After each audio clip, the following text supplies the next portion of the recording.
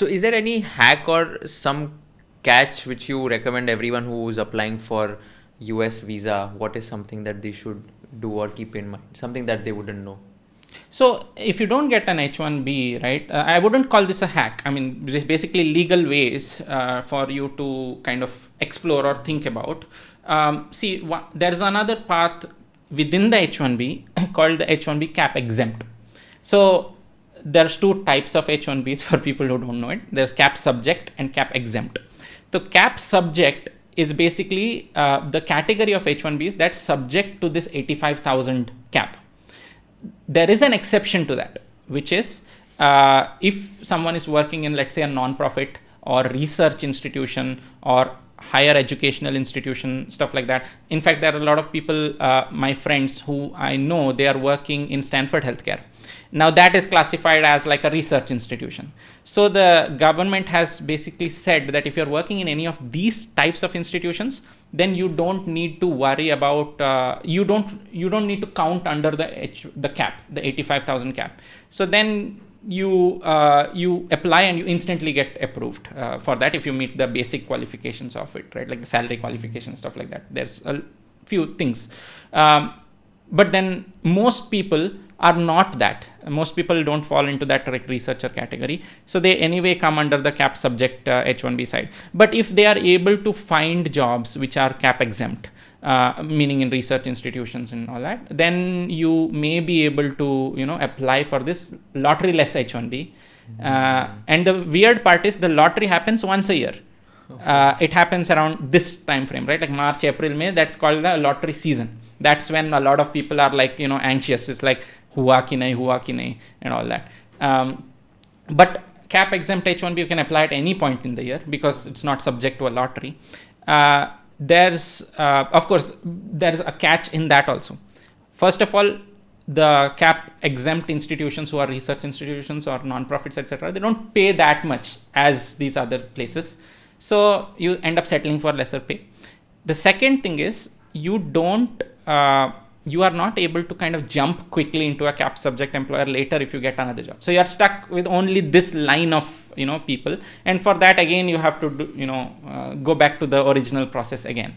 So there's these kind of invisible handcuffs that kind of come in the way. The way to not have this invisible handcuffs is to go for the O1A. So the O1 is essentially for extraordinary ability people. If you follow the same process as you followed for building an EB1A profile, you will potentially qualify for like an O1. And then once you get the O1, it's like you can work for pretty much any employer. Of course, they should take the sponsorship of it. You should transfer it and stuff. But as long as you meet those bars, there is no restriction that, these are the only type of employers you can work for and stuff. And at the same time, you are also maybe halfway or 3/4 of your way towards an EB1A, which is a permanent, solution to the problem. So let's say, for example, if I apply to something like a Stanford Healthcare Center that you mentioned, okay, and then I settle at a slightly lesser pay as compared to any other jobs, and I go there and I quit that in the next maybe 30 days or 60 days, and I find another job. So like that is something which is doable then? So, I still have my visa. Another employer should be able to take that on, right? It should transfer. Okay. So for it to transfer, they should be eligible to sponsor that cap exempt H1B. Okay, so I will be able to work only in again a research center or anyone that qualifies for cap exempt. Okay. Yeah. So I can't move to a private company. Let's say I can't go to a Google or a Microsoft with that. No, because they are profit-making entities and they don't qualify for that cap exempt kind of. So that's what you were saying. That again, I'll have to apply for the entire process of H1B. Right. If I move to another employer. Correct. Yes. Yeah. Okay. Now, if you get a cap subject H1B, then you can keep. Again, you'll still have to transfer it, but you can move around the cap subject employers. Yeah. And what is the validity of all these visas that you mentioned? The H1B usually so the H1B they issue it for 3 years, and then after those 3 years, it is renewable for another 3 years. Okay. And after those 3 years, it is not renewable. So you get 6 years. There is a caveat to that also. You can renew it beyond those 3 years, the second 3 years, if you have already started your green card process. So maybe a company has already started your green card process by then. Then you got your priority date. Then you can continue. You can indefinitely keep renewing your H1B until your priority date becomes current, and then they process your green card, and then you get a green card. So that is how the H1B works. When they issue you a green card, they issue it for 10 years. And 10 years in most cases. In some cases, like which are marriage based and stuff, they issue it for 2 years, and then you have to prove that you're still married, and then they give you a 10-year green card and stuff. But most of the time they issue this for 10 years, and usually 5 years into that you're able to naturalize. Yeah. So what is the meaning of naturalize? Naturalize is when you apply to become a US citizen. Okay. Yeah. Got it.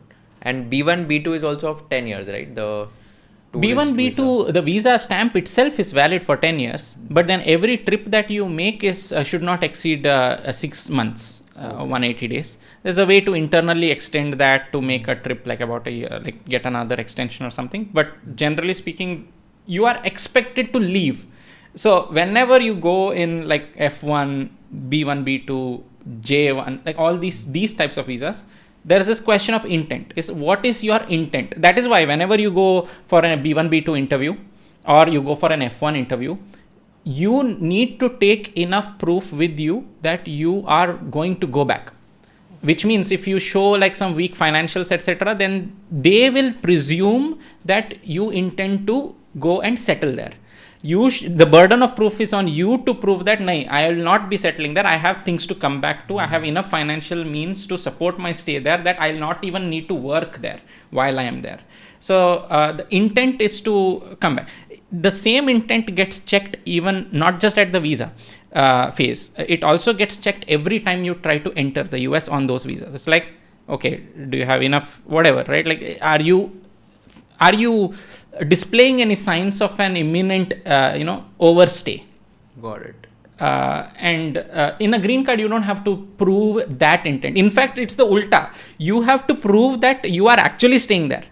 And you haven't set your home like outside the US and you're just using the green card for whatever, right? So whenever you're entering the US on a temporary visa, they'll basically ask, what's your purpose of visit to the United States?